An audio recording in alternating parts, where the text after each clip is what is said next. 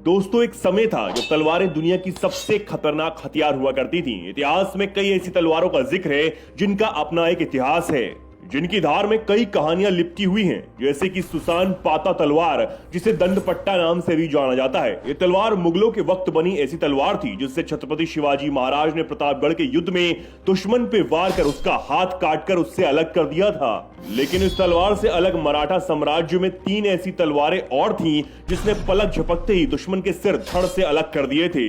ऐसी ही एक तलवार मैसूर टाइगर टीपू सुल्तान के पास थी, जिसकी नीलामी में 21 करोड़ रुपए की बोली लगाई गई थी। लेकिन ऐसा क्या खास था उस तलवार में, उसके बारे में जानने के लिए आपको 900 साल पुरानी तलवार के बारे में जानना भी जरूरी है, जिस पर 4 इंच सोने की मूठ भी लगी है। ये वही तलवार है जिससे आखिरी हिंदू सम्राट और राय पिथौरा के नाम से मशहूर राजा पृथ्वीराज चौहान ने दुश्मनों को उनकी नानी याद दिला दी थी। और आज की इस वीडियो में हम हमारे इतिहास की सबसे शक्तिशाली तलवारों के बारे में जानेंगे। महाराणा प्रताप की तलवार अकबर से लड़ने वाला एकमात्र शूरवीर राजपूत राजा थे जिसने अपनी माची के साथ कभी गद्दारी नहीं की। जी हाँ, मैं बात कर रहा हूं महाराणा प्रताप की, जो एक नहीं बल्कि 2 तलवार लेकर युद्ध लड़ने जाते थे, क्योंकि इन्होंने कभी भी निहत्थे दुश्मन पे वार नहीं किया। इनके पास इंडिया की सबसे पुरानी और खतरनाक तलवार थी जिसका नाम था खंडा।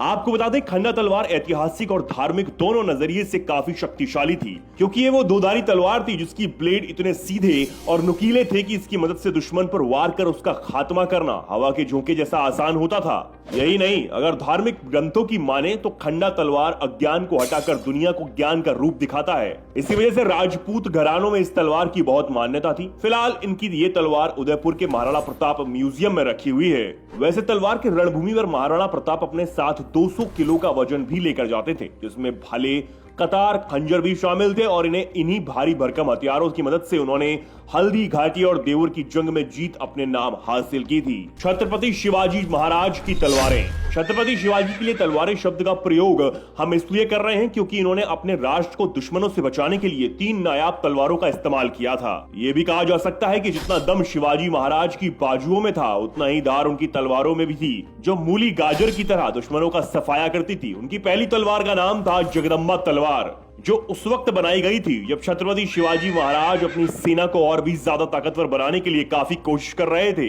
उसी वक्त जब वो कोंकण गए थे, तभी एक योद्धा अंबाजी सावंत ने स्पेन के एक जहाज पर हमला बोल दिया। हमले के बाद अंबाजी ने पुर्तगाल के सेनापति के पास एक और खूबसूरत हथियार पाई, जिसे महाशिवरात्रि के वक्त अंबाजी के बेटे ने शिवाजी को गिफ्ट किया। ये एक ऐसी अद्भुत और विशेष तलवार थी जिसे देखकर महाराज ने फौरन अपनी सेना के लिए ऐसी तलवार बनाने का काम स्पेन को सौंप दिया। कई महीनों बाद जब स्पेन से तलवारें बनकर आई तो स्पेन के राजा ने रत्नों से जड़ी एक अद्भुत तलवार भी भेजी थी। इस तलवार को शिवाजी ने जगदम्बा नाम दिया था, जिसे गुलामी के दौरान अंग्रेज अपने साथ ब्रिटेन ले गए थे। इस तलवार का वजन 1.2 किलो था और इसके इसी हल्केपन की वजह से दुश्मनों को मार गिराने में काफी कुशल थी। अब बात करते हैं उनके दूसरे तलवार के बारे में, जो उनको खुद उनकी कुलदेवी तुलजा भवानी ने दी थी। दरअसल शिवाजी महाराज अपने हर युद्ध के पहले जीत की दुआ मांगने अपनी कुलदेवी तुलजा भवानी के मंदिर जाते थे। ऐसे ही एक दफा मुगलों से होने वाले युद्ध से पहले जब वो राजश्री माता के दर्शन के लिए पहुंचे, तभी देवी अचानक से प्रकट हुई और उन्होंने शिवाजी महाराज को आशीर्वाद दिया और दुश्मनों का अंत करने वाली तलवार दिया, जिसका नाम भवानी तलवार रखा गया। उनकी अगली तलवार है तुलजा तलवार,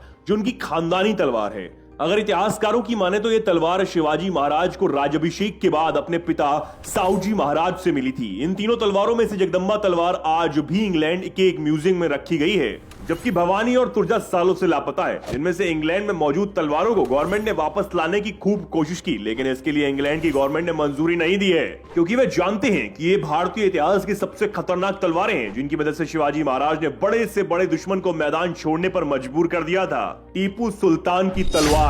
मैसूर के टाइगर के नाम से मशहूर टीपू सुल्तान का नाम आपने सुना ही होगा, लेकिन उनके बारे में जो बात आपने नहीं सुनी होगी वो है इनकी तलवार, जिसे नीलामी में 21 करोड़ रुपए में बेचा गया था और इनकी नीलामी विजय माल्या ने कराई थी। दरअसल विजय ने 2004 में 1.5 करोड़ में इसे खरीदा था, लेकिन उनके परिवार का मानना था कि जब से वो तलवार उनके घर में आई थी तब से उनका बुरा वक्त शुरू हो गया है। इसलिए उन्होंने लंदन के फेमस ऑक्शन हाउस में इस तलवार को डिस्प्ले करने के लिए रखा। यहाँ इस तलवार की नीलामी 21 करोड़ रुपए में हुई। इतनी महंगी नीलामी की असली वजह इस तलवार पर बेशकीमती पत्थरों से बने बाग थे, और सिर्फ तलवार ही नहीं, टीपू सुल्तान का प्रेजेंटिंग साइन भी वो बाग ही था, क्योंकि उनकी सभी चीजों पर बाग का निशान जरूर नजर आता है, क्योंकि वो बाग की ताकत को सबसे ऊपर मानते हैं। आपको बता दें, उनकी इस तलवार को बनाने के लिए बूट स्टील का इस्तेमाल किया गया था, जिसका वजन 7 किलो 400 ग्राम है, जो इसे इतना तेज बनाती है कि यह इंसान के शरीर पर लोहे के कवच को चीरते हुए उसे 2 टुकड़ों में काट देती है। इस तलवार की इसी खासियत ने इसकी नीयत बिगाड़ दी थी और श्रीरंगपट्टनम में एक युद्ध के दौरान टाइगर और टीपू सुल्तान की मौत के बाद ईस्ट इंडिया कंपनी के मेजर थॉमस हर्ट उनके सभी हथियारों के साथ इस तलवार को लेकर ब्रिटेन चले गए थे।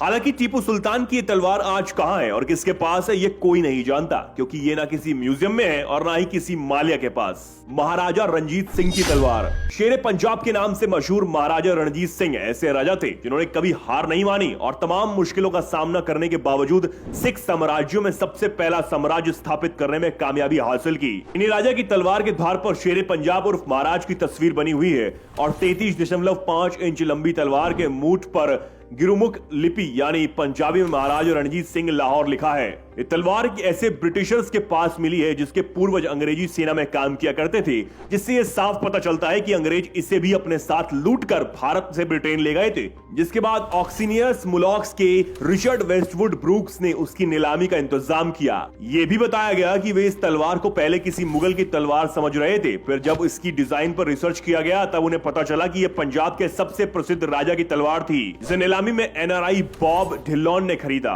पृथ्वीराज सिंह की तलवार।